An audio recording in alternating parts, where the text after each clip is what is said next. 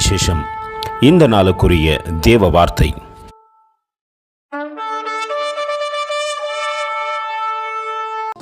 Therefore, if any man be in Christ, he is a new creature.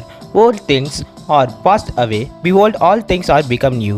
2 Corinthians 5:17. కాగా ఎవడైనా క్రీస్తు నందున్న ఎడల వాడు నూతన సృష్టి, పాతవి గతించెను, ఇదిగో క్రొత్తవాయను. 2 కొరింథీయులకు రాసిన పత్రిక 5వ అధ్యాయం 17వ వాక్యం.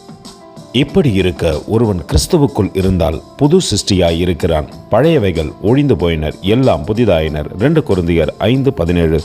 அன்பின் தேவ பிள்ளைகளே, நம்முடைய வாழ்க்கையிலே கிறிஸ்து கடந்து வந்து விட்டாரானால் நம் பழைய வாழ்க்கை மறைந்து போய்விடுகின்றது, புதிய வாழ்க்கை தொடர்கிறது. இதற்கு ஆதாரமாய் பவுல் அப்போஸ்தலனை பார்க்கலாம்.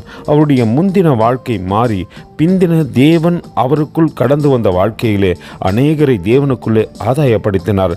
தேவனுக்கு பிரியமாய் தொடர்ந்து ஓடினார். நாமும் அப்படி ஓடத்தக்கதாக தேவ சமூகத்திலே நம்மை தாழ்த்தி ஒப்பு கொடுப்போமா? கர்த்தர் உங்களை ஆசீர்வதிப்பாராக. ஆமென். எங்களோடு கூட இணைந்து ஊழியம் செய்ய விரும்பினால் இந்த வார்த்தைகளை மற்றவர்களுக்கும் பகிர்ந்து கொடுங்கள். இது ராஜ்யத்தின் சுவிசேஷம். Thank you for watching. God bless you.